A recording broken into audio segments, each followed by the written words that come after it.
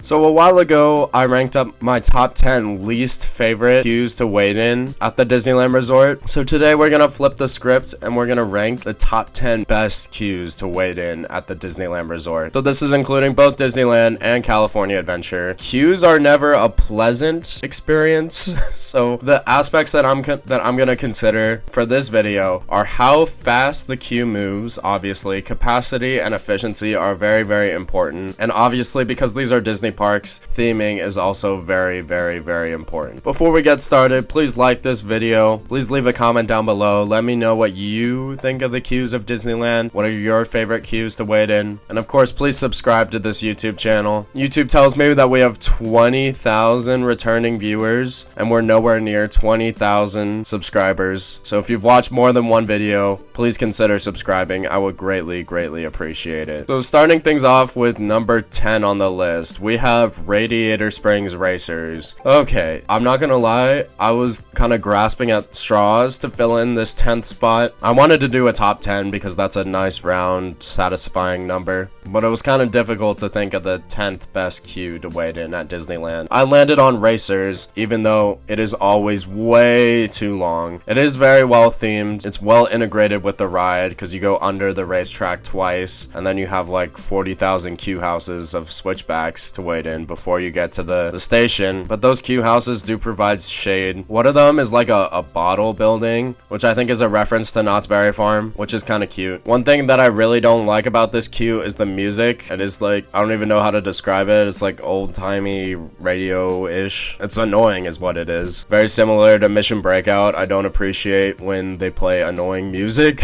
when you're waiting in line. It's like, are you trying to make this more irritating than it already is? Like, come on. So you'll never catch me in this line because I do think this attraction is really overrated and not worth the wait. Whenever I ride Racers, I ride in the single rider line. Moving on to number 9. We have a much, much shorter wait. It's for Chip 'n Dale's Gadget Coaster. Every time I talk about this ride, I want to call it a Gadget Go Coaster because that's what it was for the longest time. But they have renamed it Chip 'n Dale's Gadget Coaster. But I think Go Coaster just rolls off the tongue really well. This is a really cute ride. The queue for the attraction is like right below the layout, so you have a nice view of the train rolling through the ride. It's very well integrated into Toontown. There's like rock work. It's a very well themed ride. There are some like oversized props in the queue, and there's like a little pond with Chip 'n Dale holding like teacups and stuff, so that's really, really cute. Overall, it's a decent ride experience and it's a decent queue. They do only run one train though, so that is kind of disappointing. Moving on to number 8, we have Grizzly River Run. So this is a very kind of by the books queue. It is just a generic outdoor queue. They have a queue house with a bunch of switchbacks that overlooks the loading area, which is pretty cool. It's very shaded. There's lots of trees. Grizzly Peak is just a very pleasant area of the park to be in. There's a good energy.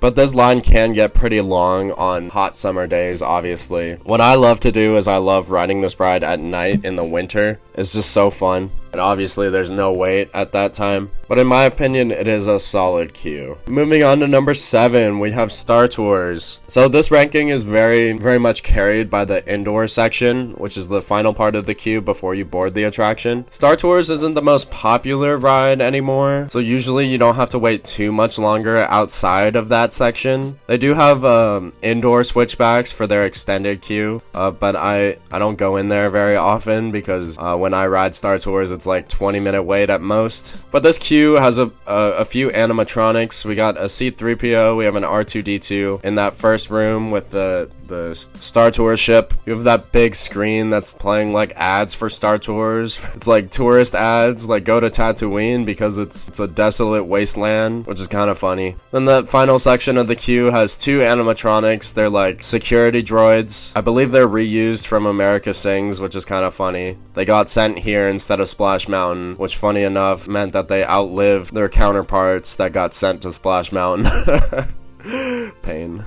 But they have cute dialogue and they interact with the guests, so that's always fun. Moving on to number 6 is the second Star Wars simulator in a row. It is Millennium Falcon Smuggler's Run. So the main room is like a maintenance shop for Hondo Ohnaka. It is very well themed. It's kind of cool that the queue is like a long and shallow ramp, so you kind of like wind around that room. Outside of that, there's not much to talk about for this queue. There is the section that overlooks the Millennium Falcon outside, which is kind of cool. If you consider the pre-show like part of the queue, that's a very, very cool animatronic of Hondo. It's probably one of Disney's best animatronics. And that final section, when you're boarding the Millennium Falcon, it feels like a cheap like passenger boarding bridge. Like the floor like pops. Like, it's very, I don't know how to describe it, but there's like air bubbles and you can like step on them. Like, it's intentionally cheap, so that's kind of hilarious because of the character that Hondo Ohnaka is, and I find that kind of fun. But it's definitely a solid queuing experience. One thing that I will say is I think they're giving out too many lightning lanes for this attraction. The last time I waited in this queue, it crawled. It moves so slow. If we throw back to the days right after the parks reopened, this line flew. It went so fast. Like, I do want to make a video at some point just discussing the lightning lane system, because if everyone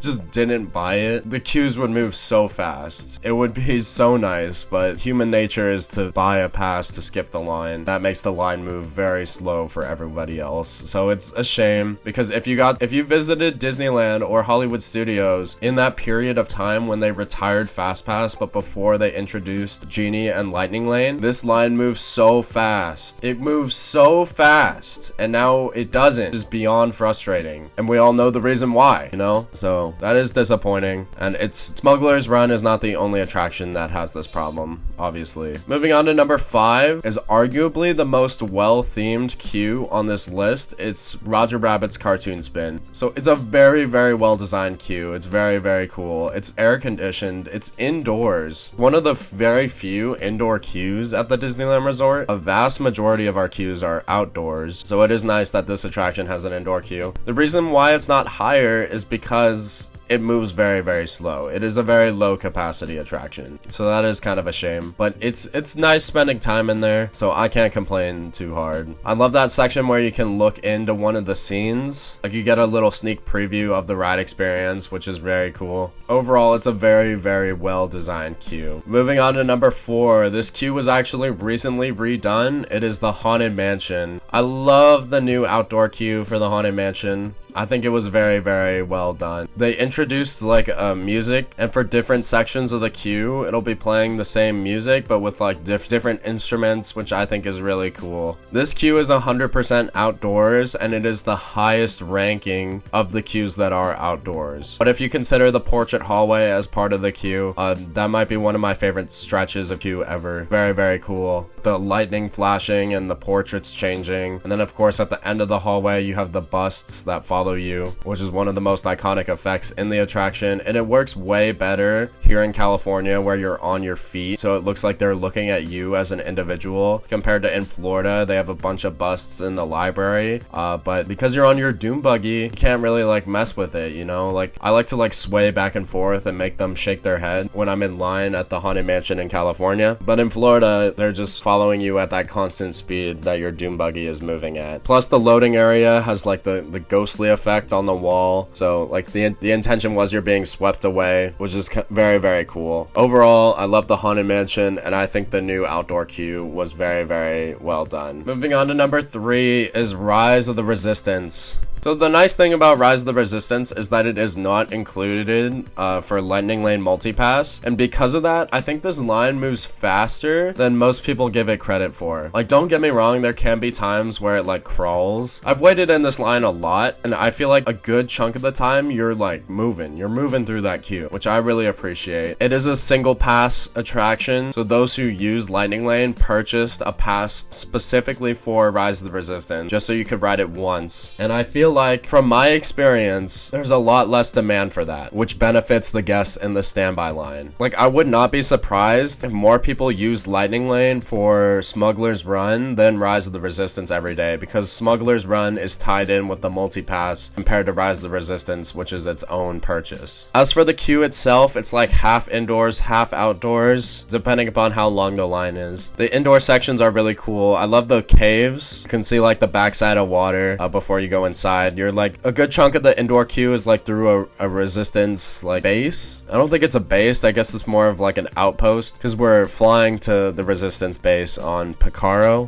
whatever. But it is cool seeing a lot of the resistance equipment, and it is a good chunk of it is indoors, which is desperately needed at the Disneyland Resort. There's this one hallway right here that kind of like messes with my eyes, so I don't really like that. It's like the roof is angled, so I don't know, it like trips me out. Not a fan of it. But other than that, it's a solid queue. Moving on to number 2 is Mickey and Minnie's Runaway Railway. This is one of the few attractions that is better in California than it is in Florida in terms of queues. Like, for the most part, Disney World destroys Disneyland in the queue department, but Runaway Railway is way better than the version in Florida. It's themed to like the Toontown Theater, so it has a bunch of cute little props. It has the sorcerer's hat, and it like floats. There's a little mirror, and sometimes a ghosts appear in the mirror. They got the freaking Mouse-Catool, which the first time I saw that, I was like losing my mind. I was like, oh my god, it's the Mouse-Catool, the Mouse-Cadoer, whatever it is. Him in the nostalgia. There's a bunch of posters on the wall for all those Mickey shorts that this ride is themed after, which is very, very cool. It's a very well done queue. One thing that I will say though is the entire queue is a red carpet on the floor, and I feel like that carpet like absorbs everything, so sometimes the carpet can smell really bad. I'm sure they clean it on a regular basis, but guests are just filthy, so it's constantly being re-dirtied. So sometimes you can be walking around and you're like, why does it smell like that? I think it's the carpet. The carpet just absorbs all that dirt, all that nasty stuff. So that's the one major downside of this queue. But moving on to number 1 is Indiana Jones Adventure. Very similar to Rise of the Resistance. This is like half indoor, half outdoor. The outdoor sequence is very well shaded. Very, very well shaded. And of course you have that amazing view of the temple. There's a bunch of cool like snake statues all around. And obviously once you're inside, the best themed queue. It's so good. It's very well designed. You have to go on a journey to get to this ride, so it's like, I think people say it's like a half-mile walk to get to the show building, which is crazy. But it's so immersive, so well done. And honestly, I think the line for Indiana Jones moves relatively quickly compared to a lot of other rides, especially like Space Mountain. I feel like Space Mountain and Indiana Jones are 2 of the most popular attractions at the resort, and hands down, I would rather wait for Indiana Jones than Space Mountain. The line for Space Mountain sucked. It moves so slow. The one for Indiana Jones moves way, way faster, and obviously it's way more well themed. So honestly, I'd rather wait in line for Indiana Jones twice before I wait in line for Space Mountain, which is kind of funny. Part of my soul dies every time I wait in line for Space Mountain, I swear. But that is my list of my top 10 favorite lines at the Disneyland Resort. In case you didn't notice, there was only 2 entries from California Adventure, and both of them are towards the bottom of the list at number 8 and number 10. So that's something that California Adventure could work on. They don't have many queues that are good. So that's very interesting. I never thought to criticize California Adventure in that way, but that was my biggest surprise when I sat down to make this video. Thank you so much for watching. Thank you for listening. Please like this video. Please leave a comment down below. Let me know what you think of this ranking. Do you agree with this list? Is there a ride that I should have included? Please let me know. And of course, please subscribe to this YouTube channel. Thank you so much, everybody, and I will catch you later.